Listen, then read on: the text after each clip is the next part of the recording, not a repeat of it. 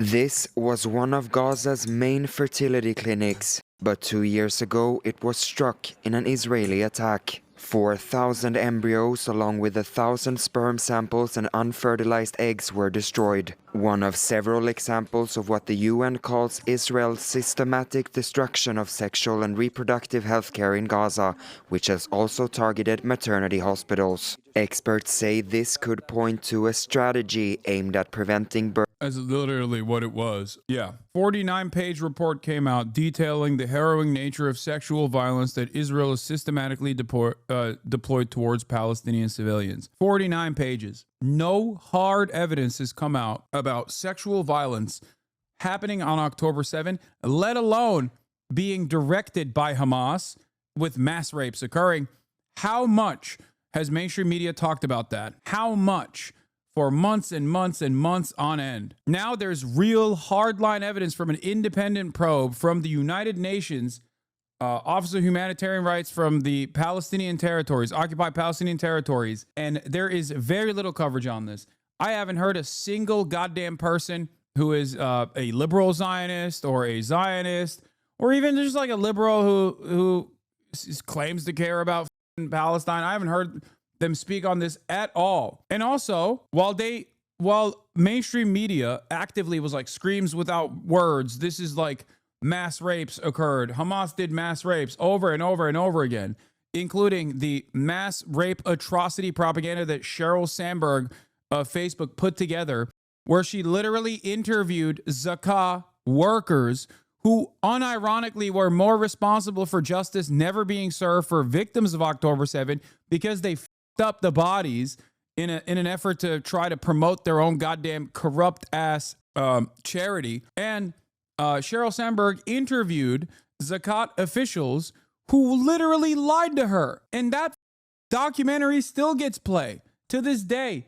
Ethan used a piece of the faulty testimony from that documentary in his content puke. Think about that. Ethan literally used a piece of that as proof that the rapes had definitely taken place. Mass rapes had taken place directed by Hamas. Now it's come out that Sheryl Sandberg is actually a sexual predator herself. That's the other side. Anyway, now you have hardline evidence. Hardline evidence, 49 pages worth. Independent probe. And the way they cover it is UN reports accuses Israel of sexual violence, genocidal acts in Gaza. Israeli officials, including Prime Minister Benjamin Netanyahu, quickly condemned the report's findings as baseless.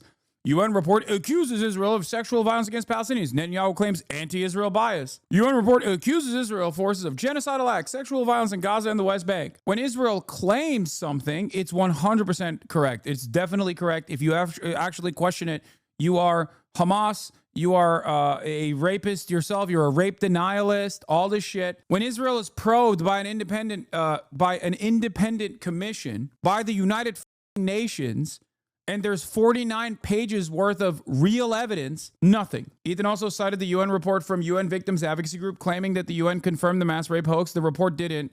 Zakah was involved in steering that report. I know. The UN report only featured one instance of first-hand testimony of sexual violence occurring to a victim, and it didn't happen on October 7. It happened to one of the hostages.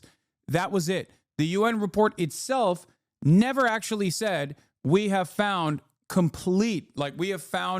a complete assessment going through forensics data of all of the victims or that rape had taken place on October 7, mass rape had taken place on October 7, Hamas-led mass rape had taken place on October 7. Those are three separate claims. And the UN report that I read on the stream that none of my interlocutors who keep saying I'm a rape denier or whatever the have ever read, because they don't know how to read, they're not literate, or really care about it, because why should you? You can just lie about something, and as long as it goes along with like mainstream narratives, then people won't check you on it. What did the documentary maker do? She's a predator? Yes, Sheryl Sandberg, who made that the atrocity propaganda flick with very little, with no like hardline evidence. Hi Hasan, I wasn't familiar with you until recently. I watched your debate with Asman, and as a white guy from Alabama, you brought a lot of points I'd never considered and actually changed my mind a lot Wait, why'd you get timed out? All right, you're untimed out now. I don't know how you do it, man. All this evidence that proves you right over and over again. There's a sizable population of people who are just unreachable. It's mind-blowing to me. Yeah, it is what it is. There's not really much you can do. You just got to keep saying the truth.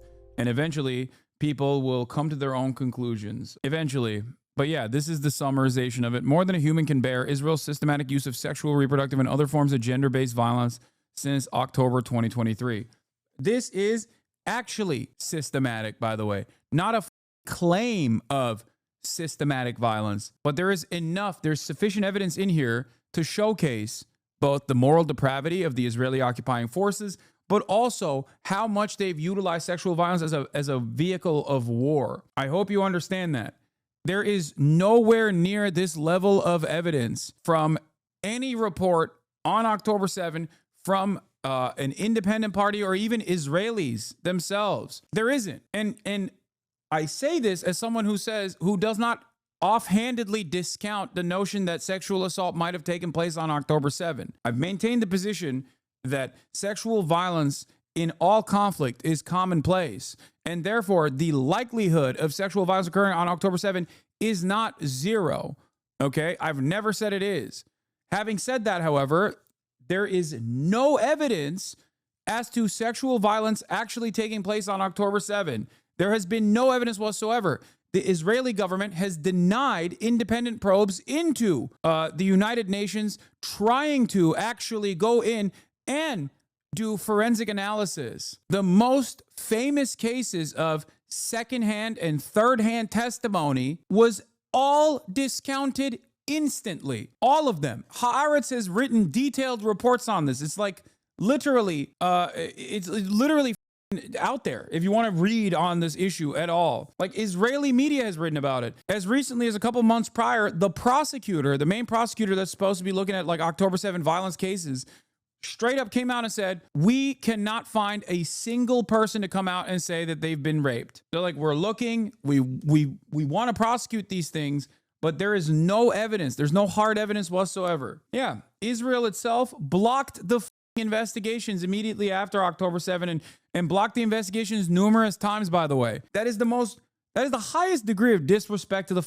the victims, mind you. Like, there is nothing more disrespectful than to look at a pile of bodies and be like, we're just going to use this for atrocity propaganda. We don't care about the humanity of these bodies. We don't care about the humanity of these citizens. And we don't care about what their families might want in terms of justice. That is completely morally repugnant behavior. It is utterly depraved. Oh, yeah. Despite several requests, Israel provided no evidence or access to investigate October 7 violations, including sexual violence allegations. Key details. The Independent International Commission of Inquiry on the occupied Palestinian territory in Israel said it made several requests for information and access from government of Israel from October 7 through January 15, 2025, but it received no responses. The commission also did not receive from Israel any further information on violations and abuses committed by the military wing of Hamas and other Palestinian armed groups.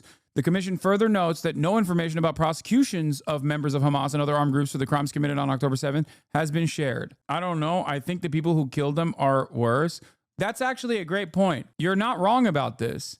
You're not wrong. Of course, if you have been murdered, then yeah, your murderer is the primary responsible party. But don't you think your government is supposed to protect you and actually figure out who murdered you, how they murdered you, especially in the case of Israel openly admitting to utilizing the Hannibal Directive? The Hannibal Directive is an Israeli military doctrine that dictates that if Israeli citizens, whether they are members of the IDF or just regular civilians, are captured by any sort of Palestinian militancy, it is military doctrine to kill them, because in the hands of the Palestinians, they are a bargaining chip that Israel does not want to deal with. So they just literally kill the hostages. That is their military doctrine.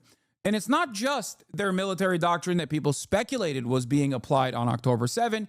Yoav Gallant, the former defense minister of Israel, a war criminal, came out and openly admitted to the utilization of the Hannibal Directive on October 7. There was already plenty of evidence in the aftermath of October 7 that the Israeli tanks actually shelled some of the kibbutzim and caused some of the explosions and the deaths of Israeli civilians that were inside of the kibbutzim. According to firsthand eyewitness testimony from someone who survived the attacks, first by Palestinian militancy and then by the Israeli occupying forces, But having said that, now it is completely official. We don't know what the exact number was in terms of the 1,200, 400 being, what was it? 400 being soldiers, and then 800 being civilians. We don't know exactly what number of the civilians that were killed by the Israeli military, whether it be helicopters that were just spraying all of the cars that were trying to escape the Nova Festival,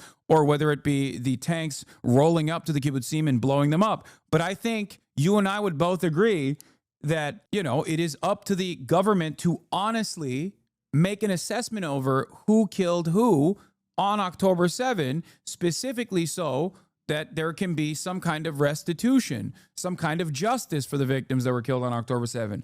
And I'm not saying that because I believe that Hamas didn't kill any of the civilians. It was just the military. I don't believe that at all. I don't think that that is the case. I don't believe that that is the case at all. But I think it is important to investigate these issues specifically so that the victims can finally have some answers. The family members of victims can finally have some answers. So yes, you're not wrong. I think the people who killed them are worse, but the question remains, who killed them and how they were killed? Was sexual violence a thing that occurred?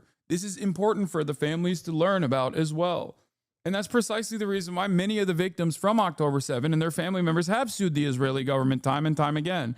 There are victims from the Nova Festival, survivors from the Nova Festival, for example, that have sued the Israeli government because they thought it was insane that the Israeli government, knowing full well ahead of time that there was militancy activity happening at the barrier in the Gaza envelope, still chose to continue the Nova Festival a third day. So you didn't answer any of my questions here, but I hope I was able to inform you on what my perspective is.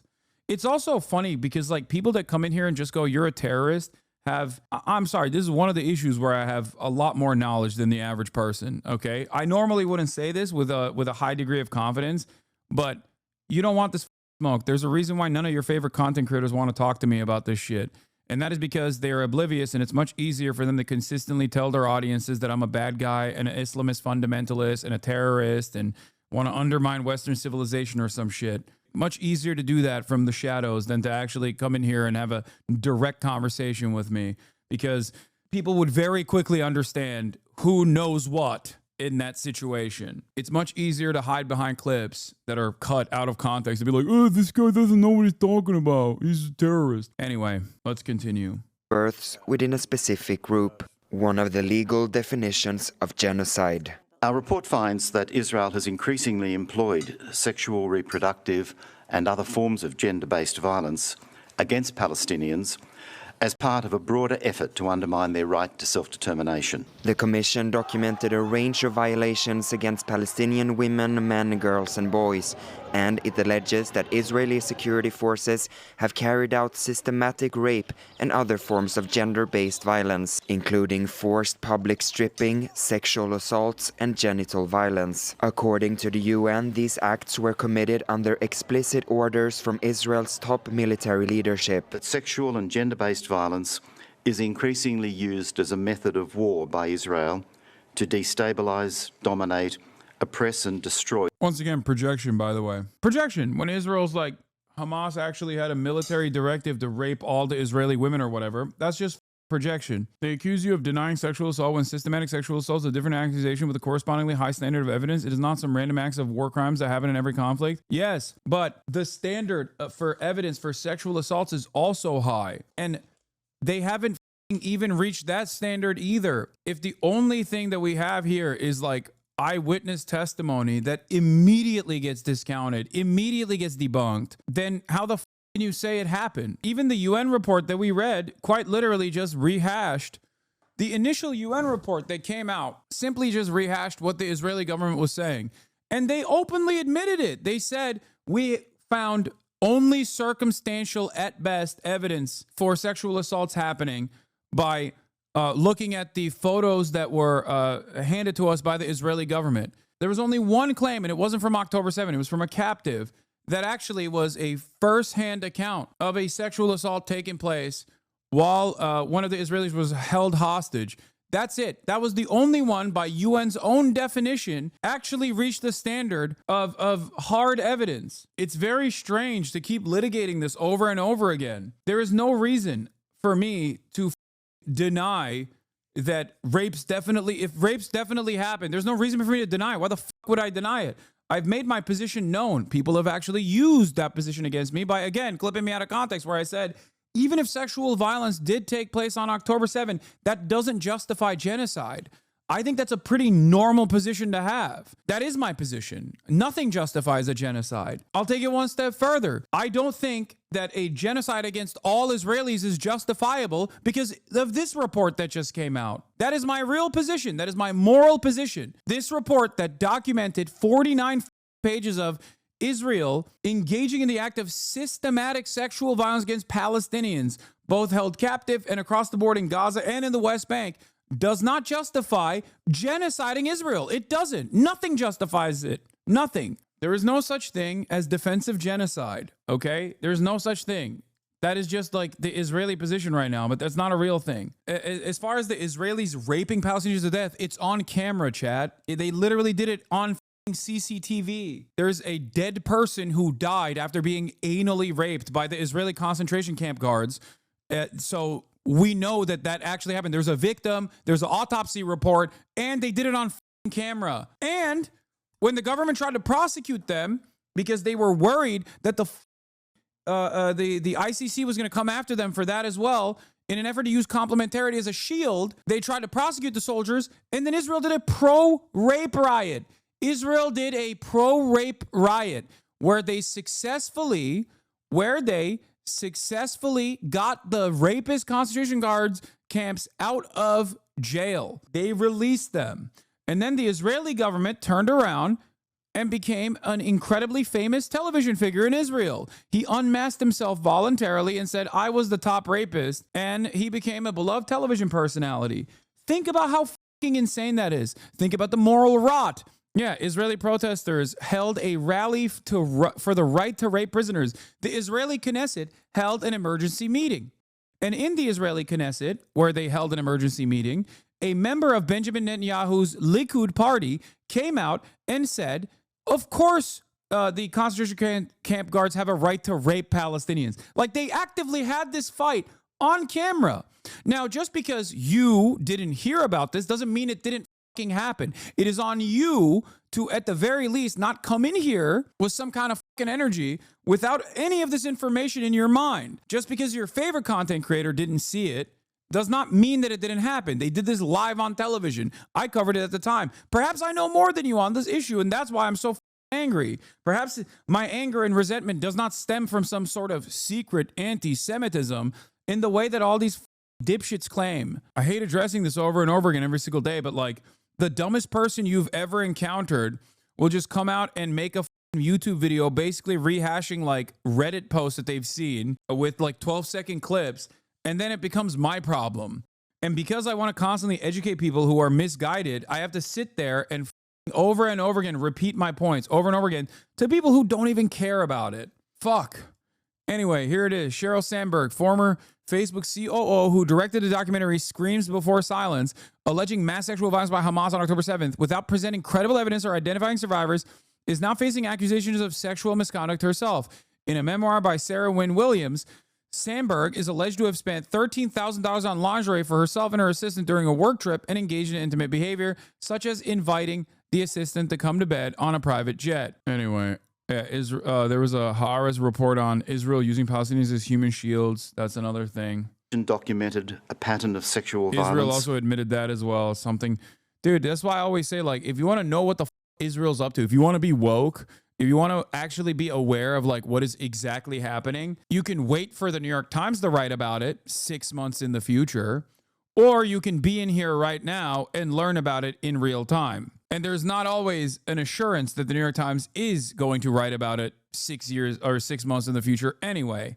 Including cases of rape and other forms of sexual violence, torture and other inhumane acts that amount to war crimes and crimes against humanity. Israel's Prime Minister Benjamin Netanyahu lashed out at the Human Rights Council. In a written statement, he calls it a rotten, anti-Semitic, terrorist-supported and Get the fuck out of here, you piece of shit. You want to know what Israel's up to? Simply follow their media. I mean, that's what I do. Yes. I'll tell you another thing. I wonder if any of these liberal Zionists or any of these people who are supposedly progressive or masquerade as progressives, did they talk about Mahmoud Khalil? Did they talk about his arrest? Did they talk about his deportation, his possible deportation? The reason why I ask that question is because if they do talk about that, they will perhaps realize that the same slander and same smears that they've used, that the American government has weaponized against him, they most likely have weaponized against me as well, with the hopes that a similar thing might happen to me down the line too. So if they actually have to come out and be like, well, this is a severe violation of the First Amendment, it's going to come across like kind of hypocritical, don't you think? Relevant body. This UN report is the first in-depth investigation into gender-based violence by Israeli forces since Hamas' October 7th attack, which triggered the war in Gaza.